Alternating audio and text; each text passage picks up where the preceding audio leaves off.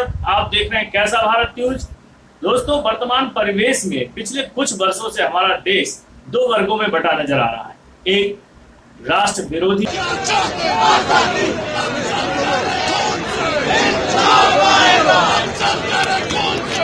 और दूसरे राष्ट्रभक्त।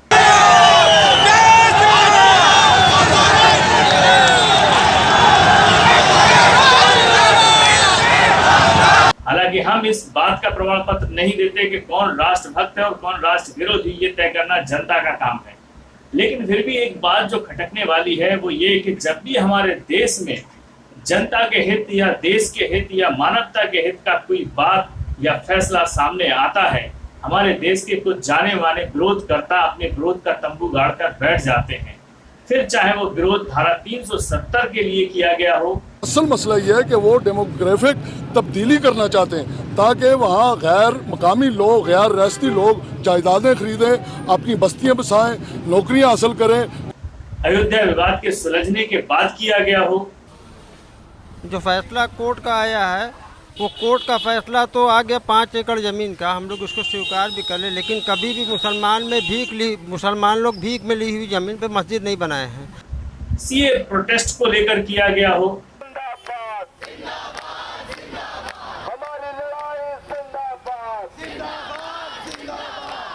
या कोरोना काल के दौरान कोरोना वॉरियर्स, नर्स, डॉक्टर, सुरक्षा कर्मियों पर हमले के रूप में किया गया विरोध हो। और हाल ही में एक नया विरोध हमारे देश में पनप उठा है बाबा रामदेव के द्वारा कोरोना के इलाज हेतु बनाई गई औषधि कोरोनिल को लेकर। आज हमारी रिपोर्ट इसी पर आधारित है, विरोध आयुर्वेद का या रामदेव का। इससे पहले अगर अभी तक आपने हमारे चैनल को सब्सक्राइब नहीं किया है तो दोस्तों आपसे निवेदन है, हमारे चैनल को सब्सक्राइब करें, लाइक करें, बेल आइकन को जरूर दबाएं ताकि हमारे चैनल पर आने वाली न्यूज़ों से जुड़ी नोटिफिकेशन आपको मिलते रहें। दोस्तों, अगर अभी तक आपने हमारे चैनल की पिछली खबरें नहीं देखी हैं और देखना चाहते हैं तो हमारे चैनल के स्क्रीन पर ऊपर आई आइकॉन बनकर आ रहा है, उसे पुश करना ना भूलें। जैसे ही आप उसे पुश करेंगे हमारे चैनल की आपको पिछली खबरें भी दिखाई देने लगेंगी। चीन में जन्मा चीन का नरभक्षी पूत कोरोना भारत सहित समूचे विश्व की मानव जाति के लिए एक बड़ा खतरा बन गया है। न जाने कितनी जिंदगियां इस नरभक्षी पूत कोरोना की भेंट चढ़ गईं और कितनी ही जिंदगियां मौत के मुहाने पर खड़ी हैं। आज भी कोई ये नहीं जानता कि इस कोरोना काल से या इस कोरोना वायरस से हम कैसे अपनी जिंदगियों को बचाएं, अपनों की जिंदगियों को बचाएं। हालांकि अब तक कई देशों ने इस बात को कहा कि हमने कोरोना वायरस की दवा लगभग तैयार कर ली है। और ऐसी ही एक घोषणा भारत की ओर से पतंजलि योग पीठ के गुरु बाबा रामदेव और आचार्य बालकृष्ण ने भी की। उन्होंने बताया कि हमारी पतंजलि योग पीठ ने तमाम वैज्ञानिकों और अपने विशेषज्ञों की मदद से आयुर्वेद की औषधि कोरोनिल तैयार कर ली है, जो कोरोना वायरस पर काफी प्रभावी है और लगभग 1 हफ्ते से 15 दिन के अंदर कोरोना को 100% ठीक कर देगी।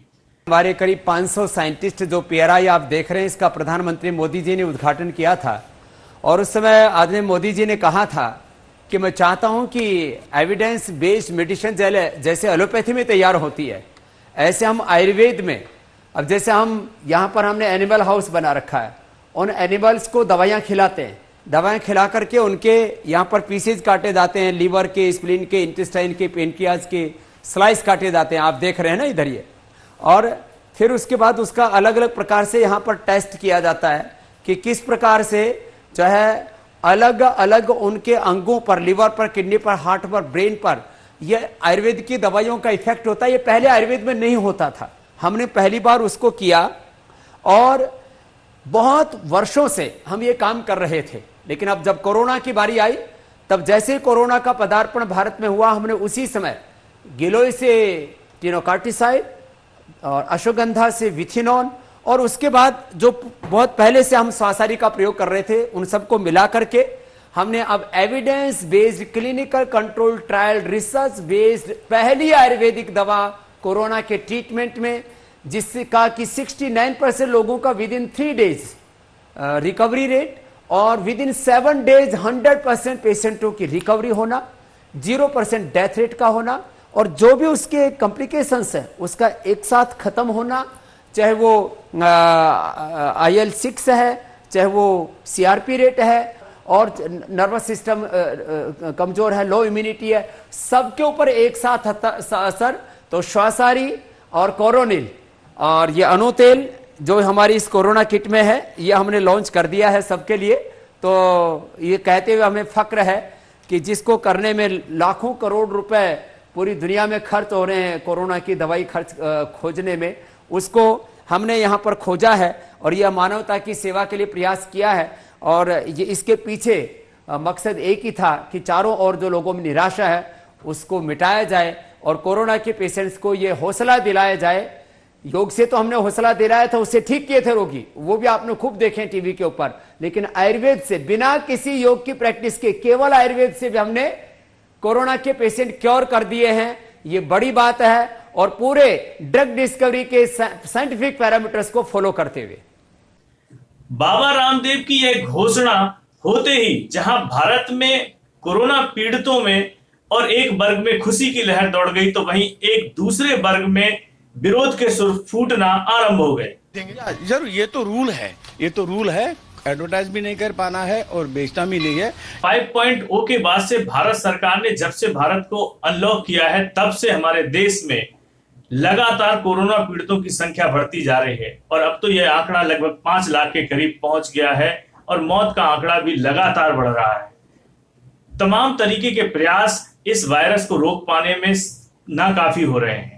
ऐसे में अगर पतंजलि योग पीठ की ओर से कोरोना वायरस को रोकने के लिए, उसको खत्म करने के लिए एक औषधि तैयार की है कोरोनिल, तो हमें उसका विरोध करने की अपेक्षा स्वागत करना चाहिए, ताकि कोरोना से पीड़ित लोगों को राहत मिले और हमारे देश और दुनिया को भी इस वायरस से मुक्ति मिल सके। भारत सरकार के आयुष मंत्रालय की ओर से भी लगाई गई रोक लोगों के गले नहीं उतर रही है। सोशल मीडिया पर लोग भारत सरकार को लगातार कोस रहे हैं और कई लोग तो यहां तक कह रहे हैं कि अगर पतंजलि योग पीठ और बाबा रामदेव ने भारत सरकार की सत्ताधारी पार्टी को समझा होता तो शायद ये रोक की नौबत नहीं आती। हालांकि ये बात पूरी तरीके से गलत है, इसमें कहीं कोई सच्चाई नहीं। कोरोनिल के संदर्भ में पहली बात क्लिनिकल कंट्रोल ट्रायल के विषय में, कि क्लिनिकल कंट्रोल ट्रायल के लिए जो हमको CTRI से अप्रूवल लेना होता है, उसके लिए जो प्लासिबो बेस्ड जो क्लिनिकल कंट्रोल ट्रायल होता है, उसके लिए औषधि और दूसरा जो ग्रुप होता है जिसमें औषधि ना दे करके जो प्लासिबो दिया जाता है, उसी तरह से उसका रैंडमाइजली उसको सिलेक्शन किया जाता है। उसकी एक पूरी प्रक्रिया है, उसी प्रक्रिया का पूरा पालन करते हुए हमने उस कार्य को अच्छी तरह से पूरा किया। पूरा करने पर कोई लक्ष्य नहीं होता है, कोई टारगेट नहीं होता है। परिणाम पूरा होने के बाद में उस रिजल्ट्स को एनालिसिस किया जाता है। हमने औषधियाँ दी, उसमें संभावनाएं हमें लगती थी, पर जो परिणाम आया हमने उस परिणाम को देशवासियों के सामने रखने का प्रयास किया। तो जिसको विज्ञापन कहा गया, वस्तुतः वो विज्ञापन नहीं था, अपितु हमने जो हमारा क्लिनिकल कंट्रोल ट्रायल का जो रिजल्ट था, उस रिजल्ट को लोगों के सामने रखने के लिए वह कार्यक्रम का आयोजन किया था। सोचने वाली बात यह है कि अगर यही दवा भारत के पतंजलि योग पीठ ने न बनाकर किसी अन्य देश के द्वारा बनाई गई होती, भले फिर वो कोरोना का जन्मदाता चीन ही क्यों ना होता, तो शायद भारत में विरोध के सुर नहीं फूटते। लेकिन सारा बखेड़ा इस बात का है कि एक तो इस दवा का आविष्कार पतंजलि योग पीठ ने किया, बाबा रामदेव से जुड़ा है, तो तीसरा आयुर्वेद से। कई लोग तो यहां तक कह गए कि हमें दिक्कत आयुर्वेद से नहीं रामदेव से है। अब इन्हें कौन समझाए कि आपको कोरोना से लड़ने के लिए आयुर्वेदिक दवा खानी है।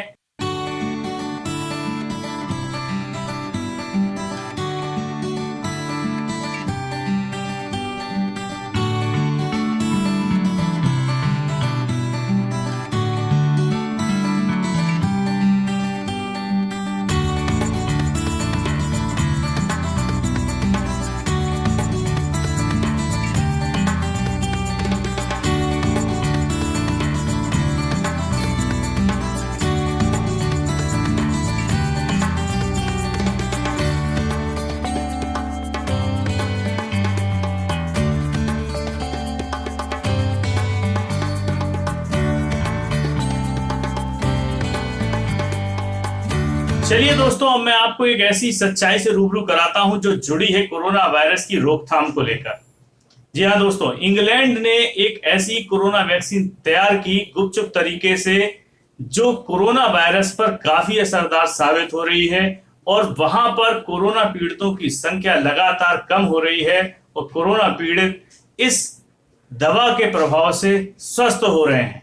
लेकिन इंग्लैंड की इस दवा के बारे में इंग्लैंड वासियों को तो पता है, बाकी किसी देश को, किसी मुल्क को इसके बारे में ना बताया गया, ना इसका प्रचार प्रसार किया गया।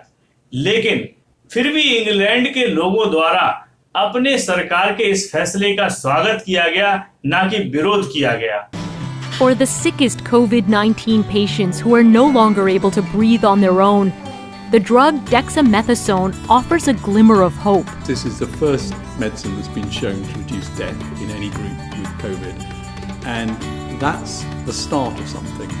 In a large clinical trial, UK scientists gave 2,000 COVID-19 patients a low dose of dexamethasone.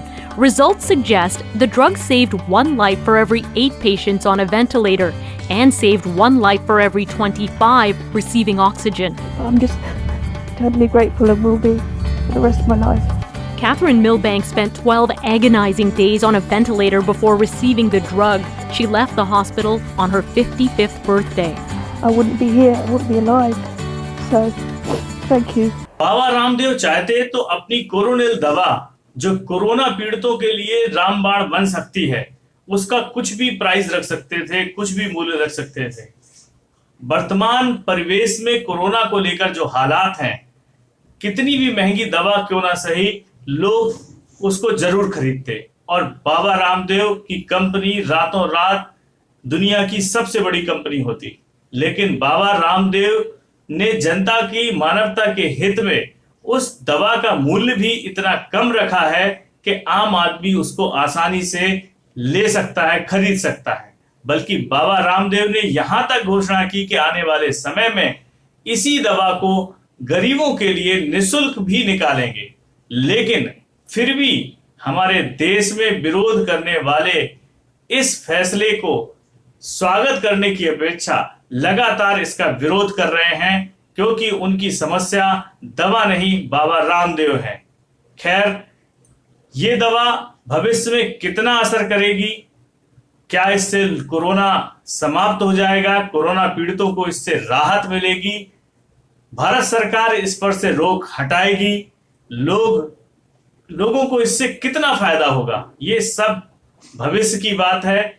लेकिन हमारा तो यही मानना है कि लोगों को कोरोना जो इस समय सबसे बड़ी जानलेवा महामारी है, उसको ध्यान में रखते हुए मानवता की रक्षा के लिए इस दवा को बाजार में आने के लिए स्वागत करना चाहिए। दोस्तों, हमारी ये आज की रिपोर्ट आपको कैसी लगी? अगर हमारी ये आज की रिपोर्ट आपको पसंद आई है तो हमारे कमेंट्स बॉक्स में जाकर हमें अपने विचार लिखना ना भूलें। दोस्तों, आपके विचार ही हमारे आपके रिश्ते की बुनियाद हैं। तो अब अपने दोस्त मृदुल सारस्वत को इजाजत दीजिए। जय हिंद, वंदे मातरम। अच्छा योग है और इसके करने से शरीर स्वस्थ, सुंदर, सबल, आकर्षक होगा।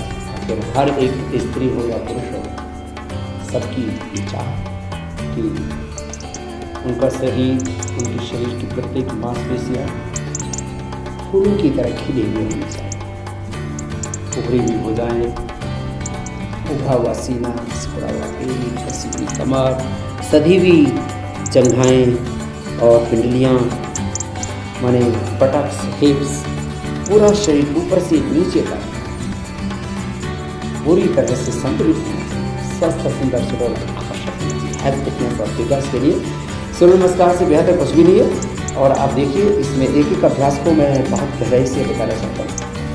प्रणाम की अवस्था में दोनों हाथ होते हैं, कोई मंत्र आदि बोलने की आवश्यकता नहीं, श्वासों के नियंत्रण के साथ कीजिए। ये कोई मजहबी प्रक्रिया नहीं है, किसी भी तरह का कोई पूजा पाठ नहीं है।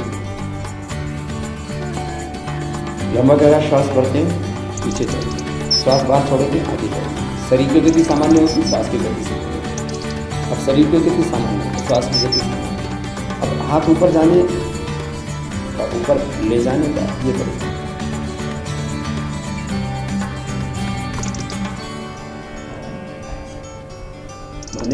साथ यहाँ से जब ऊपर उठे तो ऐसे ऐसे ऐसे ऐसे ऐसे खुलते गए और तो ऐसे ऐसे तो पीछे ऐसे तो पीछे जाएंगे तो सांस अंदर भरेंगे, आगे जाएंगे तो श्वास बाहर छोड़ेंगे। एक श्वास में एक अभ्यास है। मुख्य 7 अभ्यास है, 5 अभ्यासों की आवृत्ति। पहले दाहिने पैर से फिर बाएं पैर से होगा। जब हम पैरों को पीछे की ओर लेकर के जाएंगे तो दोनों पैरों का समावेश होगा।